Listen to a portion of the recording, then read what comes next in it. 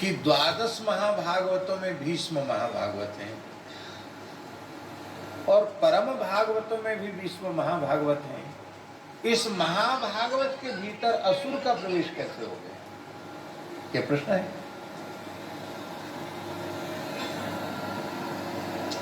यद्यपि असुरावेश से उनकी भक्ति में, उनके ज्ञान विज्ञान में कोई अंतराय नहीं पड़ा, उनकी भक्ति में कोई बाधा नहीं पड़ी, लेकिन हम जो बात कहना चाहते हैं उसको बहुत ध्यान दे करके सुने। प्रत्येक चरित्र लोक शिक्षण के लिए होते हैं,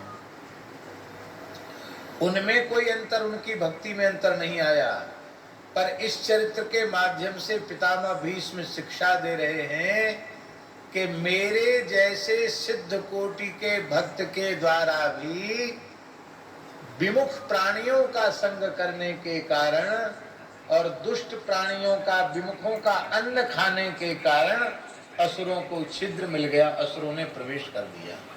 ये दुर्योधन का अन्न खा रहे हैं, इस कारण से असुरों को अवसर मिल गया और असुर ने भीष्म के भीतर प्रवेश कर दिया। इसलिए सिद्ध कोटि के भक्त को भी अशुद्ध व्यक्ति के संपर्क से बचना चाहिए और अशुद्ध अन्न के खाने से बचना चाहिए।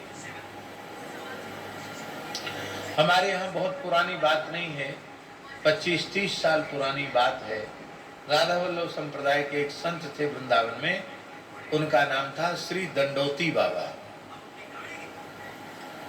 बड़े अद्भुत संत थे। उनका जीवन चरित्र पूज्य बाबा श्री नवेली शरण जी ने लिखा है, जो प्रकाशित है, अवश्य पढ़ना चाहिए। बहुत अद्भुत संत थे दंडोती बाबा।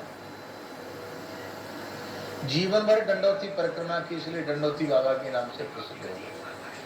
भगवान का प्रत्यक्ष साक्षात्कार उनको हुआ। आप विचार कीजिए कैसी अद्भुत उनकी भक्ति होगी। उनके गुरुदेव बादक ग्राम में विराजते थे, जहाँ महाप्रभु हितरवंश जी का प्राकट्य हुआ है। और गुरुजी जब निकुंज गमन कर गए तो उनको अपने गुरु के वियोग की असह्य पीड़ा हुई और उन्होंने वो छोड़ दिया और छोड़ करके वो बरसाना रहने लग गए। 9 वर्ष तक गुरुजी के वियोग को सहन किया। कितने वर्ष तक? 9 वर्ष तक बहुत गुरुजी की पीड़ा रहती। एक दिन ऐसा हुआ, 9 वर्ष के बाद एक बार इतने मन में दुखी हो गए कि जब गुरुदेव ही इस धरती पर नहीं है तो मैं जीवित रहकर क्या करूंगा। आत्महत्या करना महापाप है, वो सोचना नहीं है। अनशन करके प्राण त्याग देना। अन्न जल का त्याग कर दिया, कोठरी में बंद हो गए। कोठरी में तो रहते ही थे, भीतर से बंद कर लिया। 7 दिन तक बिना खाए पिए बीत गया, न अन्न न जल। तो श्री गुरुदेव 9 वर्ष पहले पधार गए थे, वही उनके गुरुदेव उनकी कोठरी में प्रकट हो गए, सदैव प्रकट हो गए। बोले निकुंज से मुझे तुम्हारे समाधान के लिए आना पड़ा और मैं तो सदा तुम्हारे निकट हूं, तुम क्यों दुखी होते हो। और प्रकट ही ने कुछ दिन उनके पास रहे और पूरा समाधान करके तब गुरु जी अंतर गए। उन दंडोती बाबा के जीवन का एक प्रसंग है। उनके एक संत मित्र थे, अच्छे संत थे। संत तो सब अच्छे ही होते हैं, संत शब्द जिसके साथ जुड़ गया वो तो अच्छा ही है। प्रेमी थे, साधु से भी प्रकृति के थे। उन्होंने अपने स्थान में एक बड़ा भंडारा किया, बगीचे में। वृंदावन के सब साधु संत बुलाए और राधा वल्लभ शरण जी दंडोती बाबा को भी बुलाया कि नहीं, आपको आना पड़ेगा। उनके विशेष आग्रह के कारण वे आए। कोई एक मारवाड़ी राजस्थान के थे, उनके पिताजी पधार गए थे और उनके चिरोभाव का भंडारा था, ऐसा। तो श्री राधा वल्लभ शरण जी दंडोती बाबा जैसे ही मानसी सेवा में बैठे दूसरे दिन, तो भजन में बिल्कुल मन नहीं लगा। बार बार नेत्र बंद करके युगल सरकार का ध्यान करें तो हृदय में भगवान का ध्यान ही ना आवे।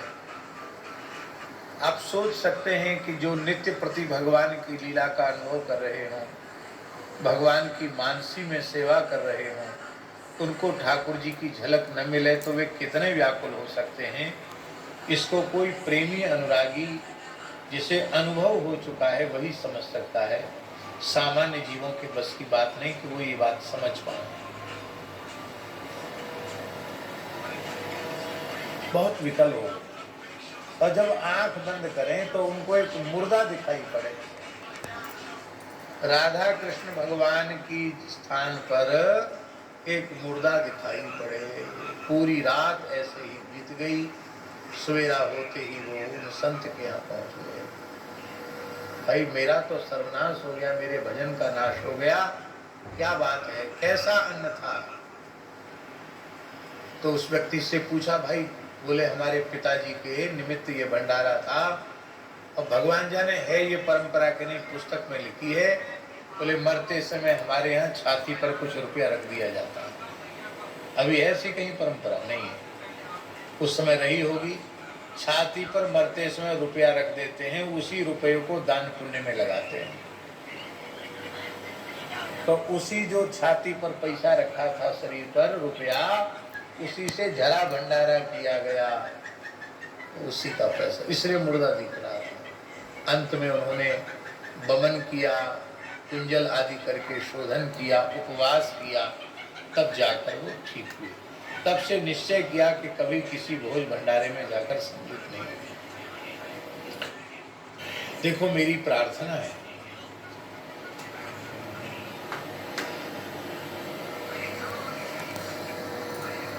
मृत्यु भोज को ग्रहण करने का अधिकारी संध्योपासन संपन्न, गायत्री जप परायण पवित्र ब्राह्मण ही वह श्राद्ध कर्म में अथवा पितृकर्म में विहित है। इसलिए ब्राह्मणों को भोजन कराओ, यही उत्तम पक्ष है। पर श्राद्ध में संतों को, साधुओं को भोजन नहीं कराना चाहिए। ब्याह कनागत कार्टो राजदान ग्रहदान, भगवत जन इनको ग्रहण होए भजन की हानि। श्री स्वामी भगवत सिंह जी महाराज ने कहा।